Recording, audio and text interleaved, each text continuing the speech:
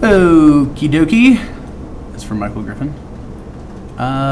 Here we're going to look at some horizontal translations, also known as phase shifts. Here, what we're going to do is we're going to look at our value of C, and what this is going to do, this creates your your horizontal shift, which is either going left or right. This is called a phase shift. So this is your C value, which is your phase shift. And if you look at the equation, y equals a sine of bx minus c and y equals a times cosine of bx minus c, they have these different characteristics. Amplitude is your absolute value of a. Okay, we've talked about this before. And then we talked about how to find the period. Period, you have to take 2 pi divided by b, and b is your number in front of your x. So after that, your phase shift just comes from your c. And one way you could do that is you could solve the equation, whatever's in parentheses, bx minus c equals 0 and bx minus c equals 2 pi. I prefer just to kind of graph the equation, maybe y equals a sine of bx, and then after that, then I will shift that graph. Or maybe I would graph y equals a cosine of bx, and then after I get that function in there, I might sketch it lightly, and then I will shift it left or right after that. So if we look at example 5, here we have a horizontal translation of our sine function. And so the first thing we're going to have is amplitude. And with the amplitude, that means we're going to have a 2.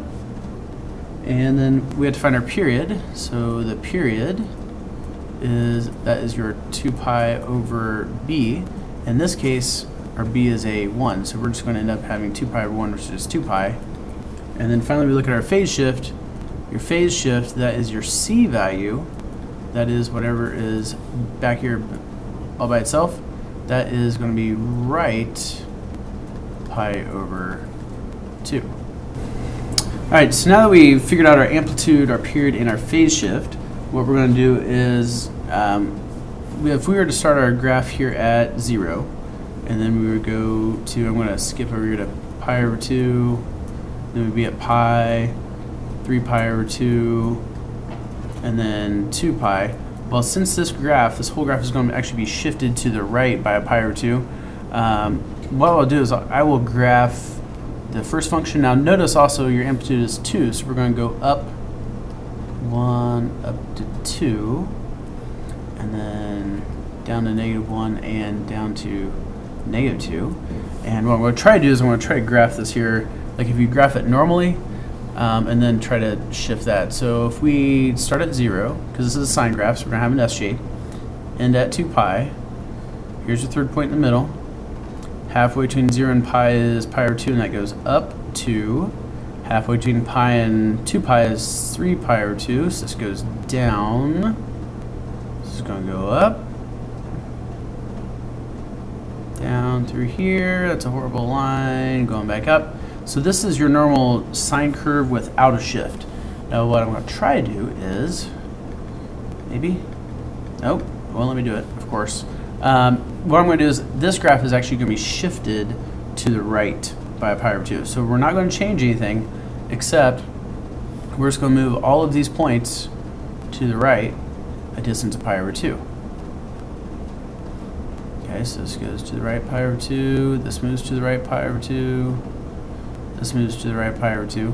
So we get this pretty little graph that instead of starting at 0, starts at pi over 2, goes up here, down here, down here, and over here.